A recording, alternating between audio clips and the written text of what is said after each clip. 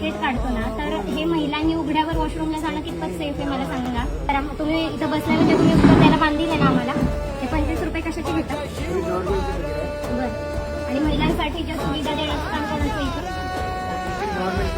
नाही, what ever it may be, पण तुम्ही इथं काम करता याच्यावरती म्हणजे जे पण काय आहे तर मग तुम्हाला माहित पाहिजे ना. आम्ही आता दुसऱ्या कोणाला विचारणार आहे. वॉशरूम तिथं बंद होतं काय, तिथं जाणं सेफ नाही. माझ्याबरोबर अजून दुसऱ्या महिला पण होत्या. हा माझ्या एकटीचा प्रश्न नाहीये दादा. तुम्ही नंबर दिला तर मला वॉशरूमला आलेली राहणार आहे का? हे असं तुम्ही सांगा, मॅडम नंबर देतो फोनवरती, तुम्ही वॉशरूम करा. हे काय बोलणं झालं? आणि हा राजधानी रायगड आहे. ऐका एक मिनिटं, काय इथे कुठेही शौचाला गेलेलं वॉशरूमला गेलेलं चालणार आहे का? मंदिर रायगडाचं पावित्र्य राहणार आहे का त्याच्याने? कामं चालू आहेत, मग लोक येण्याचं बंद आहे का? महिला येण्याचं बंद आहे का? आणि मला भूक लागली तर मी 4 तास उपाशी राहू शकते ना? मला वॉशरूमला आली तर मी राहू शकते का? आणि दादा तुम्ही जरा काय फोनवरती बोला, हे उत्तर द्यायची पद्धत आहे का तुमची? एक भाऊ म्हणून आम्ही तुम्हाला बोलतोय ना, आमच्या समस्या आम्ही तर इथंच सांगणार ना. हा नंबर घ्या, पुढे फोन करा. मग जबाबदारी झटकली तर चालते का? तुम्हाला रोजचे येणारे प्रॉब्लेम माहित पाहिजे ना. इथं महिला येतात, लहान मुलं येतात. म्हणजे कंप्लेंट येऊन तुम्ही ऍक्शन घेत नाही, तुम्ही स्वतः मान्य करताय. तुम्ही पुढे पोस्ट करा ना. पैसे जे मिळतात ते पुढे पोस्ट करता ना.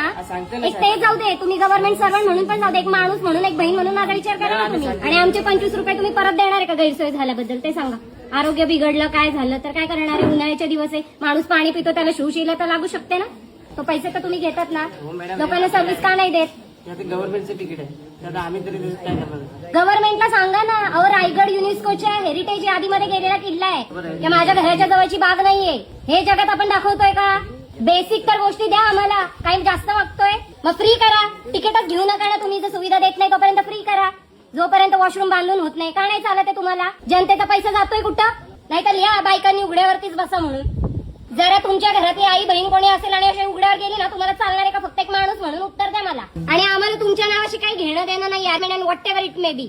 आम्हाला रायगडाच्या मान सन्मानाची चिंता आहे. इथं उद्या काही गैरकृत्य झालं ना तर डॅमेज काय होणार आहे त्याचा पण तुम्ही जरा विचार करा.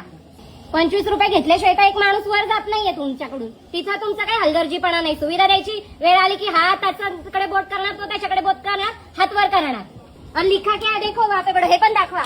हे 2 वर्षाची कारवास. आम्ही काय बोलायचं पण नाही, त्याच्या आधीच आम्हाला घाबरवून ठेवलंय. कुठलं एक झोपडपट्टीतलं घर दाखवा ज्याच्यामध्ये शौचालय नाही. आज काय मागतोय आम्ही? ह्याचा तुम्ही सिरियस नोटवर कॉग्निझन्स घ्या please. I request you all please. बघा ते सांगतात आणि काहीच नाही करू शकत.